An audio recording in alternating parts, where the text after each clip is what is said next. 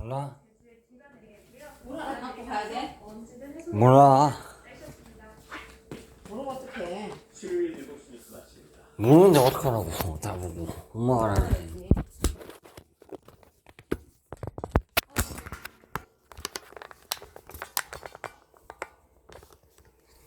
연간 430건 발생, 연평균 축구장 1,200여 개 넓이의 산림 소시했다. 산불의 원인 아이고. 근데 시발 좀 해보자. 이왕 할 거 끝내봐야지. 등의 화기물 소지와 흡연은 금지입니다. 초기에 작은 산불인 경우에는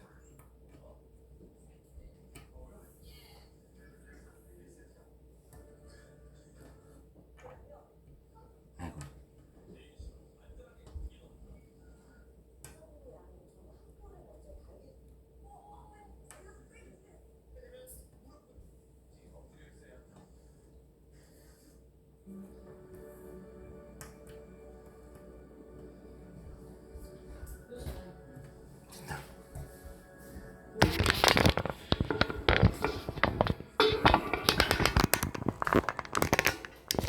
오케이.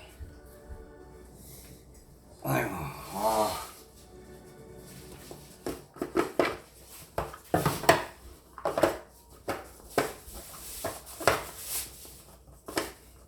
나 아마 대파 싸울 뻔했다. 대파 싸울 뻔했어. 말 거했다고? 아빠랑 싸울 뻔했다고요. 왜? 제대로 시다 저기 그냥 뭐지? 집 약간 어지럽다고. 뭐라고? 집 약간 어지럽다고. 뭐 했다고? 집 어제래 폈다고 싸울 뻔했잖아. 누구랑? 아빠랑. 왜? 아니 내 하는 것도 아닌데 응. 아빠 치우한 거야. 응. 그래. 내가 어이가 없어. 내가 치워야 되나? 이거 치워야지. 니 지금 녹화하는 거 아이가? 안 했어. 어이없다고 그랬어. 아니 녹화하는 거. 맞아. 근데 그 의욕 해서 말해도 돼? 내가 갈리지 마.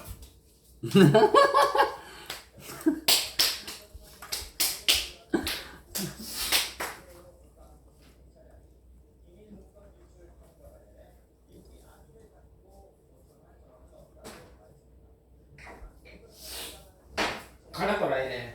나는 가야지. 아씨 처음 가서 그런데. 그렇지 마.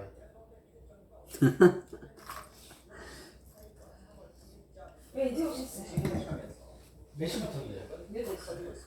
넣는 건 아이가? 아니네 7시 49분이네. 49분. 어제 대통령실은 미국의 도청 의혹에 대해 슬슬 물 갖다 놨는데. 지시라고 밝혔습니다. 들어가고 있습니다. 오늘 미국에 도착한 김태균 나 건드렸다. 차장은 녹화하나? 미국이 우리 어. 집을 녹화하는 목소리 그거 도청할 들어봤잖아. 적은 없다고 말했습니다. 동맹 중인 미국이 우리에게 어떤 악의를 가지고 했다는 정황을 밝혔습니다. 나물 갖고 왔는데? 도청을 했는데 나 먹고 악의가 왔나? 없었다는 건지 물이 찬발이야. 피해가 없었다는 건지 설명은 없었습니다. 앞서 대통령실은 또 문건의 상당수가 위조됐다고 밝혔습니다. 어떤 부분이 위조인지 어디까지가 조작됐다는 건지 묻자 미국 국방부의 입장이 있고 조사가 거의 다 진행되는데 이거 하면 돼? 얘기할 수 없다고 해야 돼. 물어봤습니다. 수은 안 갖고 와대? 몰라. 그 얘기는 구체적으로 묻지 마시죠. 아 물어오는데? 재차 예, 어지러워. 미국 같은 경우는 아, 망했었어. 이거 해본 적 없는데. 갔다 와야지. 용기를 냈어. 망했네. 미국 같은 나라에서는 다른 주제 아, 진짜 망했네, 이거. 갑니다. 시계를 가져가야지. 미국 쪽에서 공격으로 설명이 나왔습니다. 처음으로 공식 석상에서 입장을 밝힌 오스틴 국방장관은 유출된 물건이 미국 시간으로 2월 28일과 3월 1일자 국방부 보고서라고 확인했습니다. That we take this very seriously, and we will continue to investigate and turn over every rock until we find the source of this and the extent. 안녕하세요. 있을 수밖에 없는 상황입니다. 문건에는 이훈희 전 비서관이 3월 1일에 김성한 전 안보실장에게 탄약의 최종 사용자와 관련해 보고했다고 되어 있습니다. 문건 내용이 사실이라면 당시 4시간이었던 미국과의 시차를 감안할 때 거의 실시간으로 관련 대화를 미국 정보 당국이 확보했다는 뜻이 됩니다. 미국이 하나 찾았다. 대통령과 충분히 대화를 나눴다며 얘는 어떤 대화인지는 줘야 상대 될까? 국가가 얘기할 부분이라고 했습니다. 하지만 공항에서 만난 김태효 1차장으로부터 나타날 만한 소식은 별로 들을 수 없었습니다. 워싱턴에서 MBC 뉴스 김수진입니다. 미국이 아기를 갖고 도청했다는 정황은 없다는 김태효 차장의 말에 또 다른 논란을 일으켰습니다. 일부 여당 의원들은 미국의 도감청은 공공연한 것이라면서 사실상 김 차장의 말을 옹호하는 듯한 입장을 보였습니다.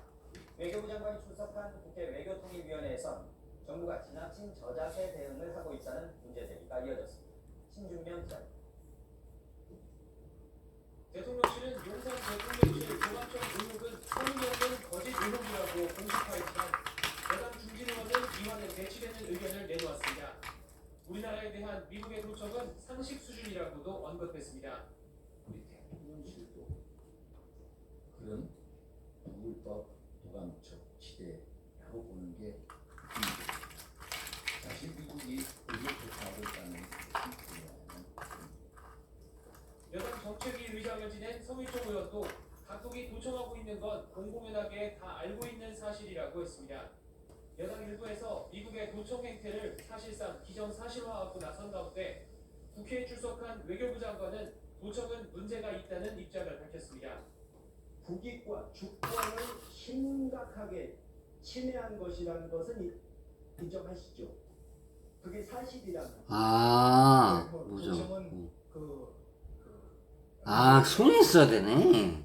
여야를 아울러 거짓 의혹이라는 대통령실의 발표가 성급했다.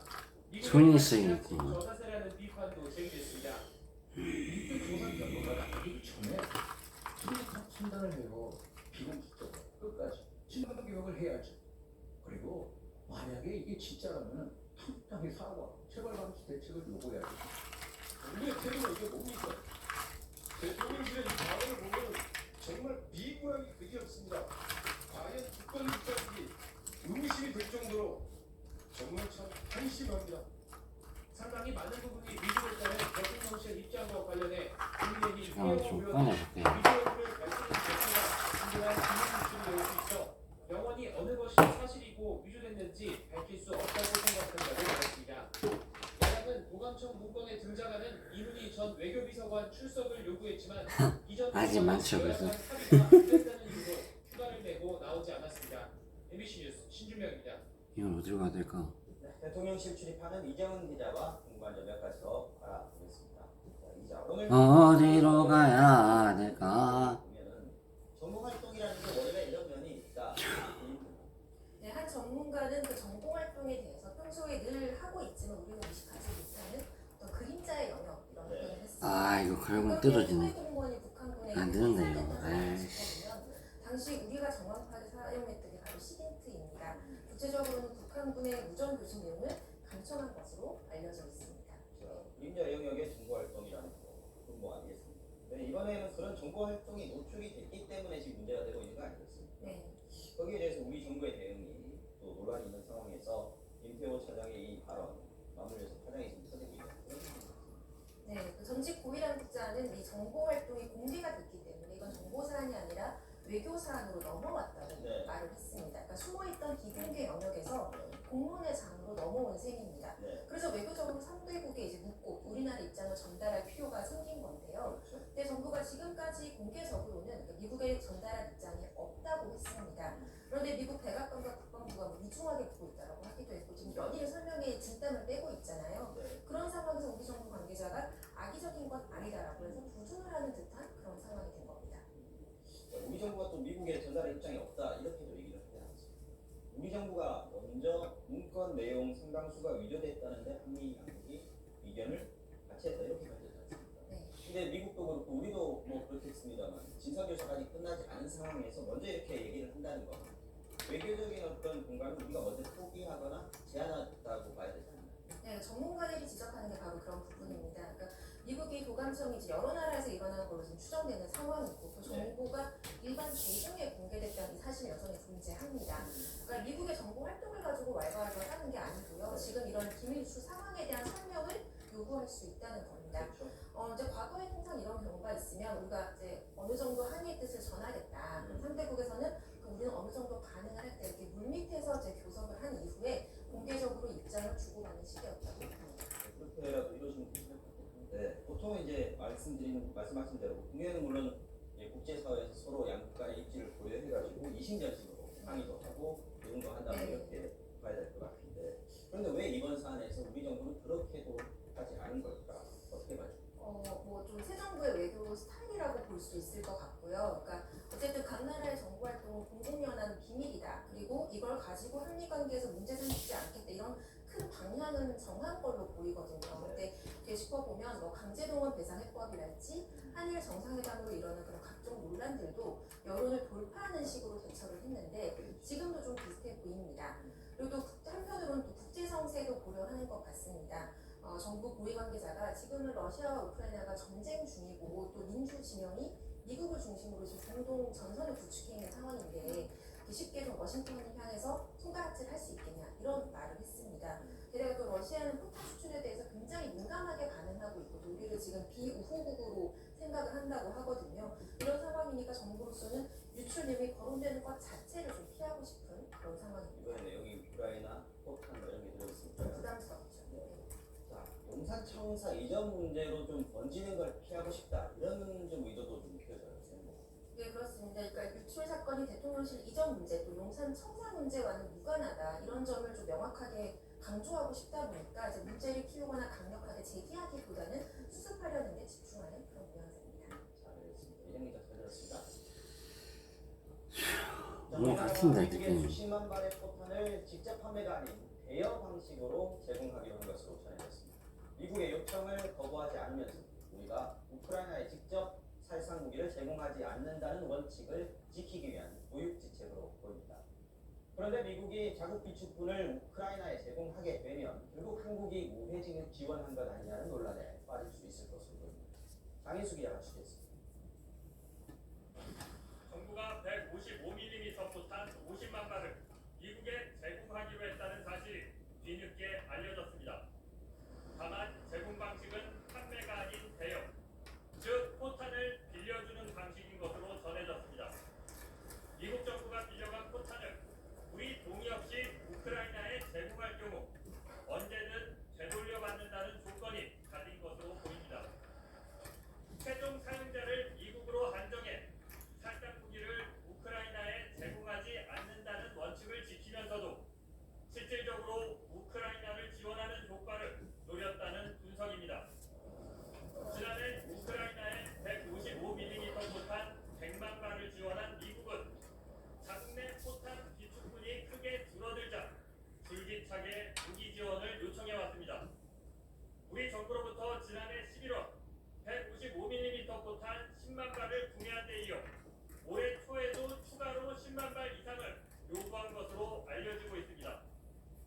더구나 최근 유출된 미국의 기밀 문건에서는 우크라이나의 탄약이 다음 달 초쯤이면 모두 소진될 것이라는 전망이 담겨 있기도 했습니다. 미국의 요청을 대놓고 들어줄 수도 무시할 수도 없던 정부가 포탄 대여라는 이례적인 방식을 통해 고육지책을 내놓은 겁니다. 제가 지금 확인해 드릴 수 있는 내용은 없습니다. 그 정부는 우크라이나에 대해서 살상 무기는 지원하지 않는다 그런 입장을 지금 가지고 있습니다.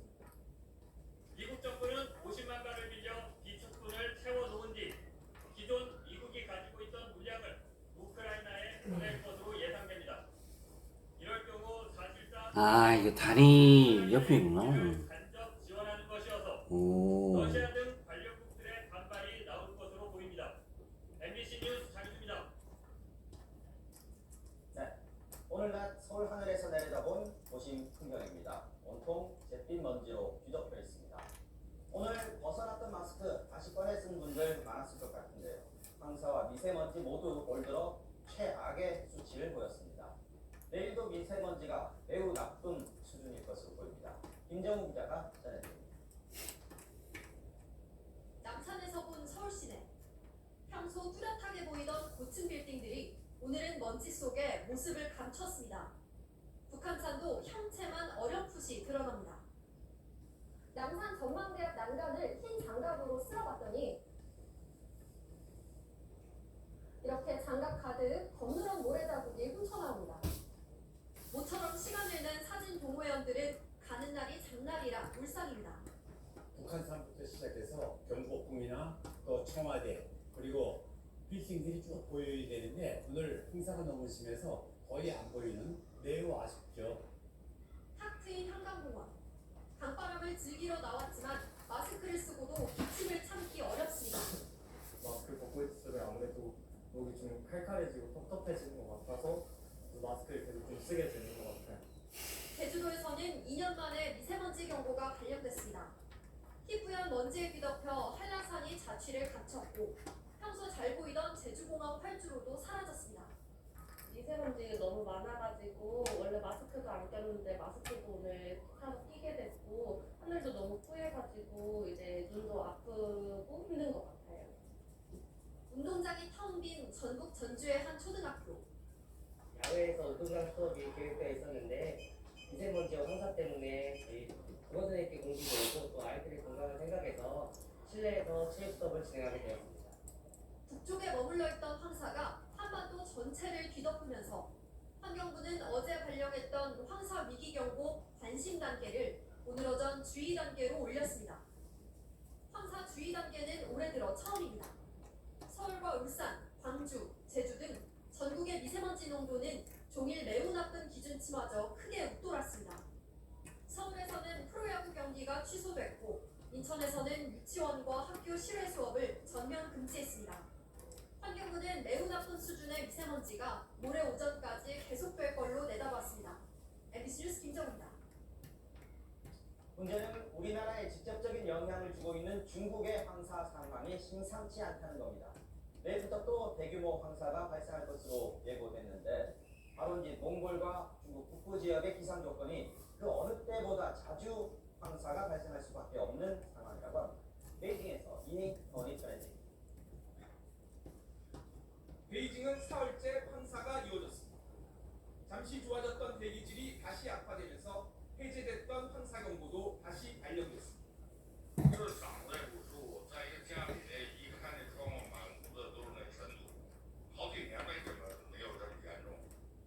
계속되는 황사에 주차된 차량들은 이렇게 누런 먼지에 뒤덮였습니다.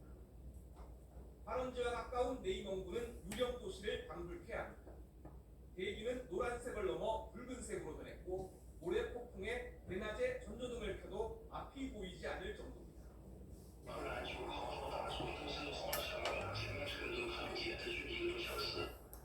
지난 10일 시작된 이번 황사는 강한 바람을 타고 남부 상하이까지 퍼지면서 중국 내 18개성 4억 명에게 피해를 줬습니다.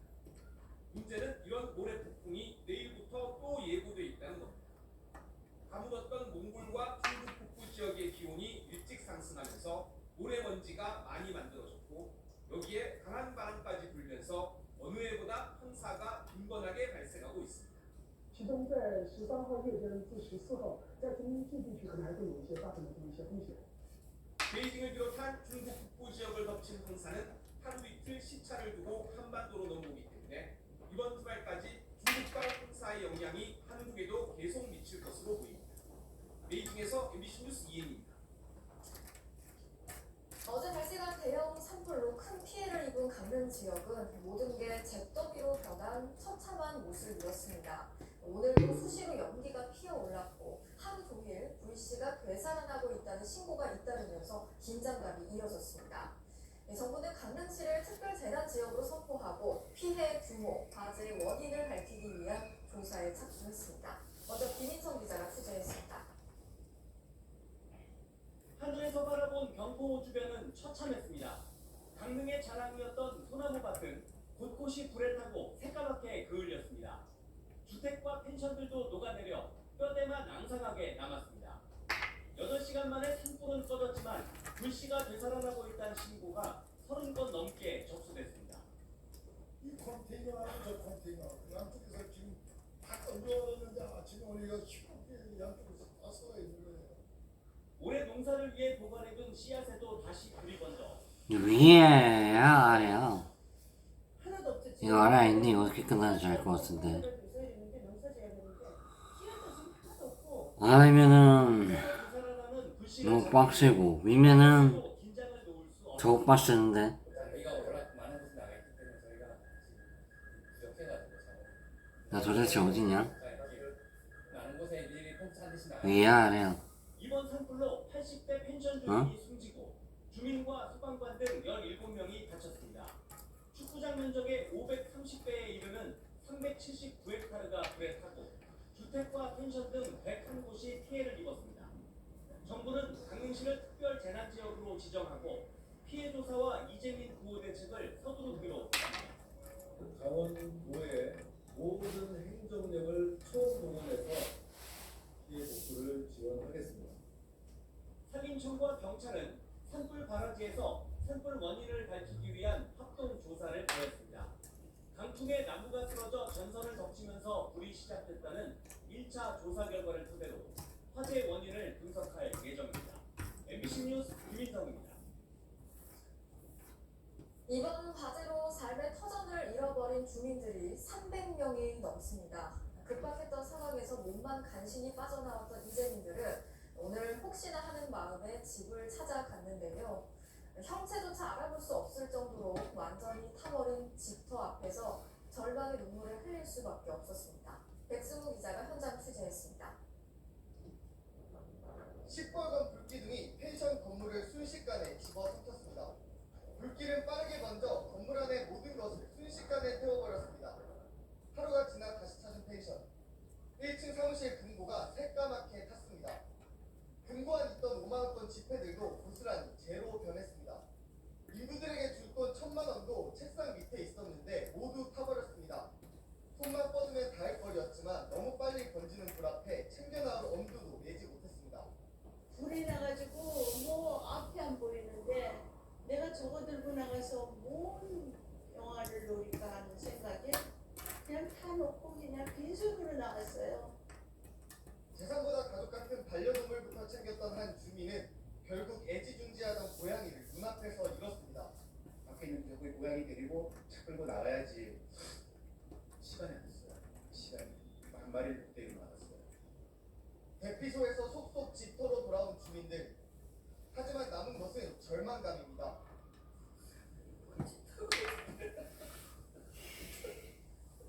네 사람이 함께 살던 집은 이제 와 안 하다 하니까 개빡세네. 급히 대피하느라 두고 간 차량도 이렇게 안이 다 타고 녹아내린 모습만 확인할 수 있습니다. 현금은 찾을 수 없고 비금속이라도 찾아보지만 소용없었습니다. 와 씨. 물때가 같은 거 찾아냈으면 하나도 못 꼽지. 절대 보고야 만드는데. 추억이 담긴 물건을 발견하자 조금이나마 위안을 얻습니다.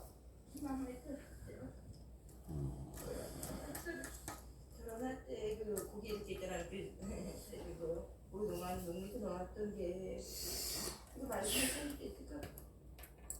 이번 산불로 지금까지 주택 59채가 불에 탔고 이재민 331명이 강릉 아레나 대피소 텐트에서 대피 생활을 이어가고 있습니다. MBC 뉴스 백수입니다. 강릉의 대표적인 관광 명소인 네, 또 하자. 아. 이번 산불에 직격탄을 맞았습니다. 복잡하네. 코로나에서 겨우 벗어나서 이제 좀 살아나나 싶었는데 한순간에 모든 게 사라져 버렸고 앞으로 더 큰 침체에 빠지진 않을지 망연자실한 모습이었습니다. 이하나 기자가 취재했습니다. 23년 동안 공들여 운영해온 펜션이 하루아침에 잿더미가 됐습니다. 수도가에서 호스를 연결해 물을 뿌려봤지만 거센 불길에 휩싸인 삶의 터전을 뒤로하고 빠져나올 수밖에 없었습니다. 물 뿌리고 그거 불을 안 피게 하려고 한 3시간 저희 아저씨가 완전히 그거 했는데 2시간 안 됐다고. 아이들의 추억이 담긴 앨범이라도 찾아보지만 온전한 게 하나도 없습니다. 할 말이 없더라고요. 지금도 보면 눈물만 나네. 어떻게 해야 될지 모르겠어요. 경포와 승급 해변 앞까지 펜션 단지만 4곳, 펜션 40여 동이 산불에 직간접 피해를 입었습니다. 하나가 지나간 곳은 펜션 단지가 있었다고 생각하기 어려울 만큼 이렇게 폐허가 됐습니다. 코로나19를 견뎌내고 올해 본격적인 경기 회복을 위해 그동안 준비해놨던 모든 것이 사라져버렸습니다. 손님도 있을만 한 일이 있을 거예요. 지금 새로 직장에는 수업 들어가죠. 5월달에 예약을 어린이날 이렇게 예약을 받아놨는데 다 이제 한 분이 산불이 피해간 관광지도 걱정은 마찬가지입니다. 훨씬 더 나은데 또 어제처럼 또 산불이 나고 이러니까 당분간은 안 되고 마음이 뛰고 있어요. 골프장 같은 레저 시설도 당분간 문을 닫게 됐습니다. 골프장 산불 피해가 크게 좀 받아서 네, 저희 휴장이 좀 길어지고 있습니다. 어제 밤까지 지나작업을 하다가 강릉시는 현재까지 펜션 33채와 숙박시설 3채가 불에 탄 것으로 파악했지만 아직 피해 접수를 못한 펜션 주인들이 많아 피해는 더 늘어날 것으로 보입니다. MBC 뉴스 이하입니다. 어제 강한 바람으로 진화가 어려운 상황이었지만 전국 각지에서 달려온 소방관들 덕분에 산불을 잡을 수 있었습니다. 소방관들은 불이 꺼진 뒤에도 혹시 모를 상황에 대비해서 밤새 잔불 정리에 협력을 다했는데요. 강릉 시민들은 소방관들에게 커피와 식사를 무료로 제공하면서 감사의 마음을 전했습니다. 또 전국에서 이재민들을 돕기 위한 온전 손길도 이어지고 있습니다. 이준호 기자가 전해드리겠습니다. 경광등을 켠 소방차가 고속도로를 달립니다. 강릉 산불 진화를 위해 170km 너무 빡세네. 소방차입니다. 화마가 힘쓰고 있는 산불 추전선에 도착해 불줄기를 쏘며 진화가